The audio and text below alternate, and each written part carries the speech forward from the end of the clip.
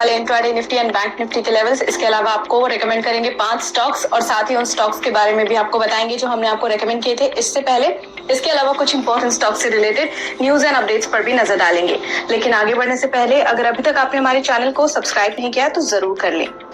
शुरू करते हैं इंट्राडे निफ्टी और बैंक निफ्टी लेवल्स के साथ। इंट्राडे निफ्टी लेवल्स की बात करें तो पहला सपोर्ट लेवल है 22,520, दूसरा सपोर्ट लेवल है 22,440, पहला रेजिस्टेंस है 22,740 और दूसरा रेजिस्टेंस है 22,870।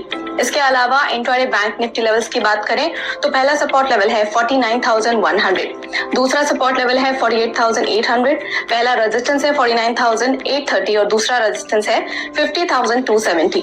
चलिए अब देखते हैं 5 momentum stocks for the day, यानी कि आपको रेकमेंड करेंगे 5 स्टॉक्स।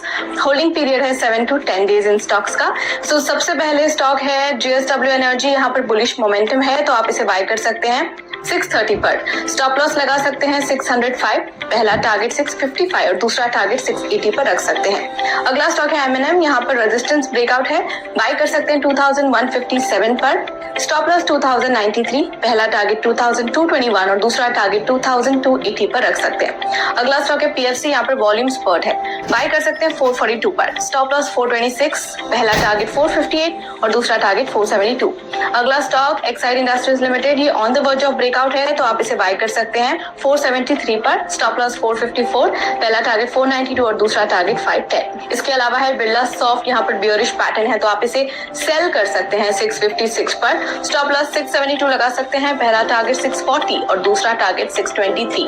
चलिए अब बात करते हैं उन कॉल्स के बारे में जो हमने आपको रेकमेंड किए थे, जिनमें से lemon tree went up 3% and bank of Maharashtra went up 2.2%। Stock से न्यूज की बात कर लेते हैं हम, जिसमें हम देखेंगे विप्रो, कैस्ट्रॉल इंडिया और हेवल्स इंडिया के बारे में। विप्रो की बात करें तो विप्रो ने जीता है एक $multi-million deal to transform Nokia's digital workplace services. इसके अलावा कैस्ट्रॉल इंडिया के Q1 रिजल्ट्स हाइलाइट्स देख लेते हैं, जिसमें कि नेट प्रॉफिट 6.8% से बढ़ा है ईयर ऑन ईयर, वहीं रेवेन्यू 2.4% से बढ़ा है ईयर ऑन ईयर। इसके अलावा एबिटा 1.1% बढ़ा है, margin at 22.2% versus 22.5% year on year. Havells India के Q4 रिजल्ट की बात करें तो net profit 24.1% year on year बढ़ा है, रेवेन्यू 12.1% से बढ़ा, एबिटा 20% से बढ़ा है year on year at ₹636.8 crore, वहीं मार्जिन एट 11.7% वर्सेस 10.9% रहा as compare to last quarter. So इसी के साथ फिलहाल के लिए इतना ही।